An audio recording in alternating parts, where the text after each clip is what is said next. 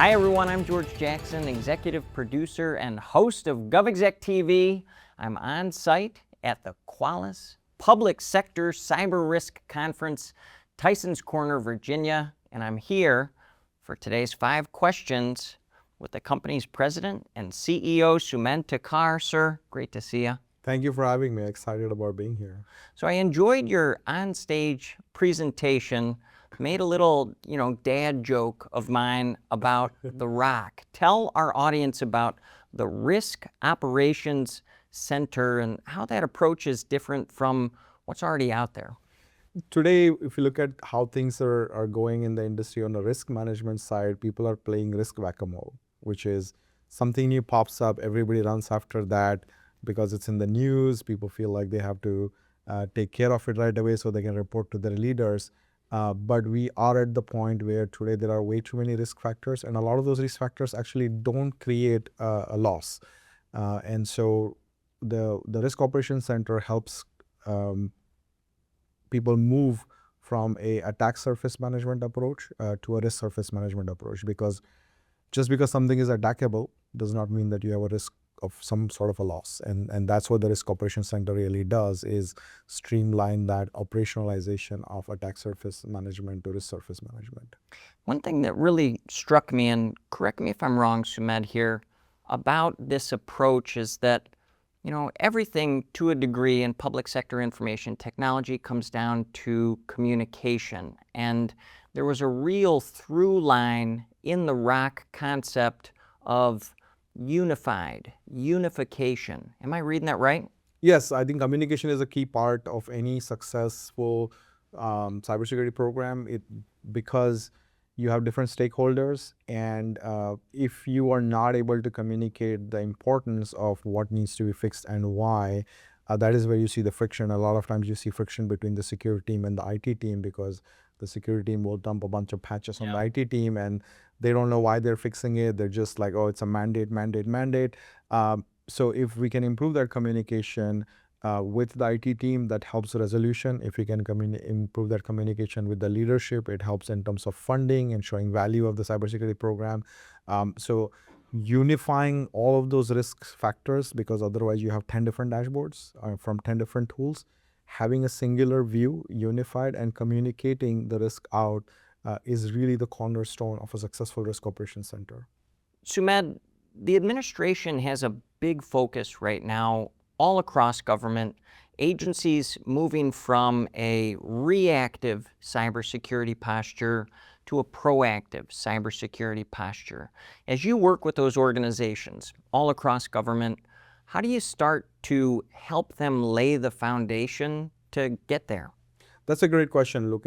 From a reactive risk management perspective, you are addressing that after an attacker is in your environment. You are putting focus on detection and response, but which means that the attacker is already in the environment. And so I think there has to be a balance where proactive measures are taken to prevent the attacker from coming into the environment in the first place, which is your risk management exercise. And so you have your SOC.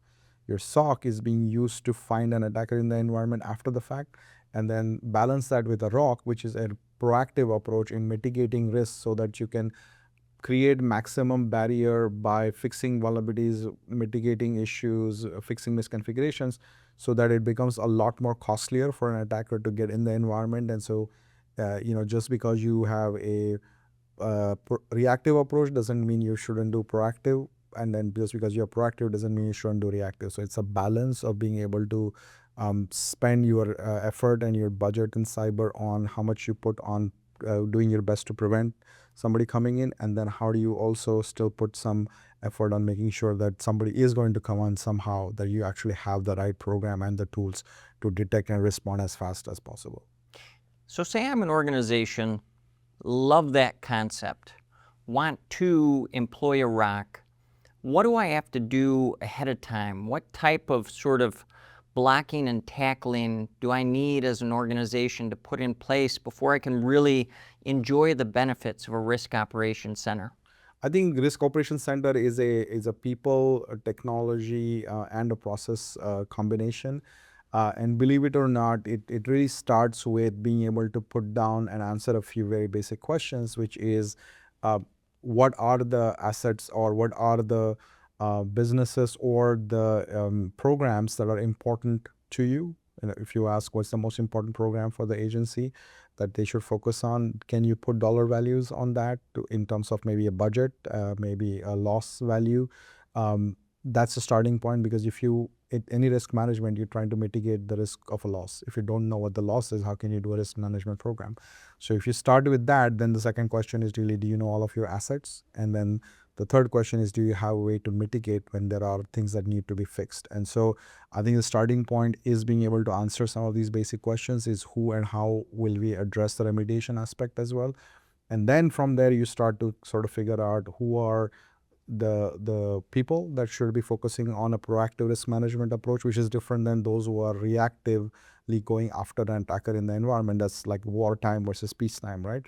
Then do you have the tools to bring all of the data together in one place, so that you don't necessarily need to have a conversation of replacing your existing tools, but can you bring the tool data that you have and layer on top of that? That makes it a little bit easier.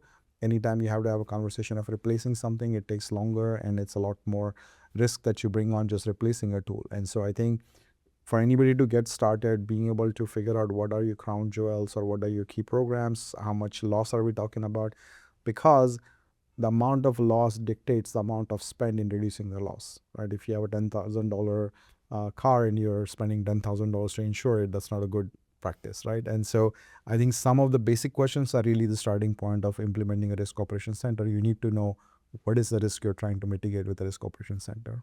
So the through line of this conversation, the rock. I know I'm simplifying, Sumedh, the field of cybersecurity here drastically. So let's get that out of the way at the front. But organizations need to go through compliance exercises to kind of build that foundational layer for cybersecurity. At the same time, there are increasing calls for speed, for efficiency, for those organizations through information technology to move really, really fast. How do you do those two seemingly diametrically opposed objectives there? How do you walk and chew bubblegum at the same time?